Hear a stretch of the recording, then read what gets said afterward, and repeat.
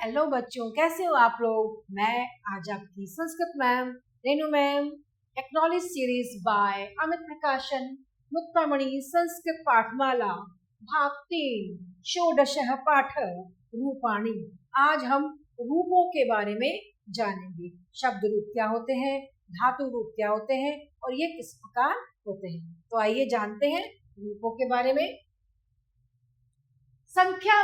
संख्यावाचकानि शब्द रूपाणि, संख्यावाची शब्द रूप। इस बात का ध्यान रखिए बच्चों कि संस्कृत भाषा में 1 से लेकर 4 तक की संख्याओं के रूप पुल्लिंग, स्त्रीलिंग तथा नपुंसकलिंग में अलग अलग होते हैं। ध्यान रखना बच्चों, 1 से 4 तक की संख्या के रूप पुल्लिंग, स्त्रीलिंग और नपुंसकलिंग में अलग अलग होते हैं। 5 तथा इससे आगे की संख्या वाले 5 तथा इससे आगे की संख्या के वाले रूप तीनों लिंगों में एक समान होते हैं, एक जैसे होते हैं।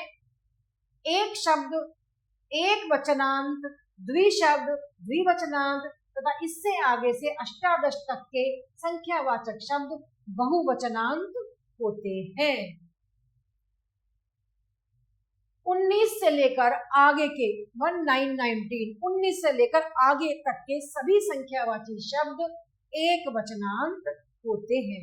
जिनके अंत में एक वचन होता है वो होते हैं। तो आपने इसके बारे में अच्छे से जान लिया, इसको समझ लीजिएगा अच्छे से ध्यान से। तो हमारा एक एक सर्वदा एक वचन है, जो स्त्रीलिंग, पुल्लिंग तथा नपुंसकलिंग में अलग अलग होते हैं। ये देखिए, विभक्ति तो वही है, प्रथमा, द्वितीय, तृतीया, चतुर्थी, पंचमी, षष्ठी और सप्तमी। तो एक शब्द के रूप पुल्लिंग में एकः, ठीक है, स्त्रीलिंग में एकम और स्त्रीलिंग में नपुंसकलिंग में एकम और स्त्रीलिंग में एका। द्वितीय विभक्ति में पुल्लिंग में एकम, नपुंसकलिंग में एकम और स्त्रीलिंग में एकाम। तृतीय विभक्ति में पुल्लिंग में एकेन, नपुंसकलिंग में एकेन और स्त्रीलिंग में एकया। चतुर्थी विभक्ति में पुल्लिंग में एकस्मै, नपुंसकलिंग में एकस्मै और स्त्रीलिंग में एकस्यै। पंचमी विभक्ति में पुल्लिंग में एकस्मात्, नपुंसकलिंग में एकस्मात् और स्त्रीलिंग में एकस्याः।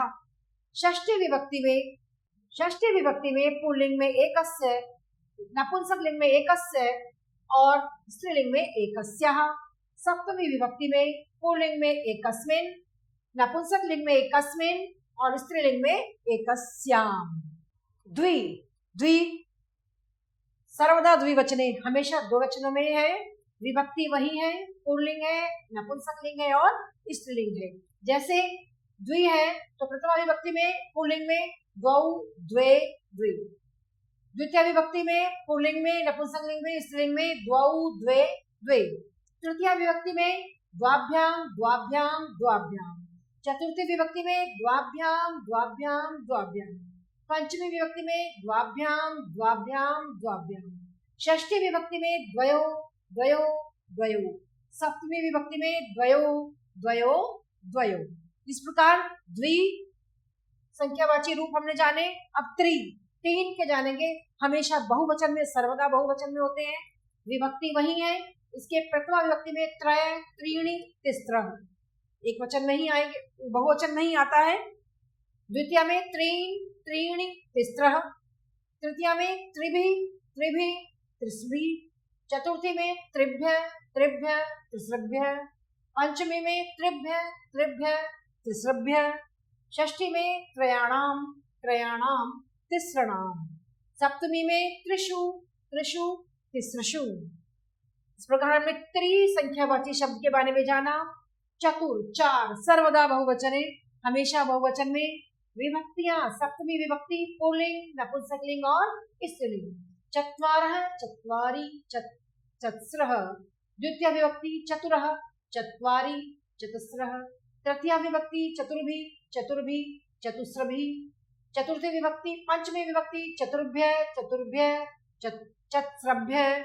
षष्ठी विभक्ति चतुर्णाम, चतुर्णाम, चत्स्रणाम। सप्तमी विभक्ति चतुर्षु, चतुर्षु, चत्स्रषु। और इस प्रकार पंच के रूप में, पंच के 4 के बाद 5 की हमेशा क्या बताया है, समान होते हैं, एक समान होते हैं। जैसे प्रथम विभक्ति वही होंगी सातों पांचवे के पंच, पंच, पंचभी, पंचभ्य, पंचभ्य, पंचानाम, पंचसु। षट के भी तीनों लिंगों में समान चलते हैं। षट, षट, षड्भी, षड्भ्य, षड्भ्य, षड्नाम, षट्सु। सप्त के सप्त, सप्त, सप्तभी, सप्तभ्य, सप्तभ्य, सप्तानाम, सप्तसु। अष्ट के, आठ के, अष्ट, अष्ट, अष्टभी, अष्टभ्य, अष्टभ्य, अष्टानाम, अष्टसु। नवमम, नौ के तीनों लिंगों में समान होते हैं, ये बताया मैंने आपको। नव, नव, नवभी, नवभ्य, नवभ्य, नवानाम, नवसु। दशम के, दस के, दश, दश, दशभी, दशभ्य, दशभ्य, दशानाम, दशसु। इस प्रकार हमने 5 से 10 तक के विषय में जाना। अब क्रमवाचक पूर्णवाचक संख्या, जैसे अंक 1 पुल्लिंग में प्रथमा, स्त्रीलिंग में प्रथमा, नपुंसक लिंग में प्रथमा। ऐसे ही दूसरे में द्वितीय, द्वितीया, द्वितीयम। तीसरा तृतीय, तृतीया, तृतीयम। चतुर्थ, चतुर्थी, चतुर्थम। पंचमः, पंचमी, पंचमम। षष्ठ, षष्ठी, षष्ठम। सप्तमः, सप्तमी, सप्तमम। अष्टमः, अष्टमी, अष्टमम। नवमः, नवमी, नवमम। दशमः, दशमी, दशमम।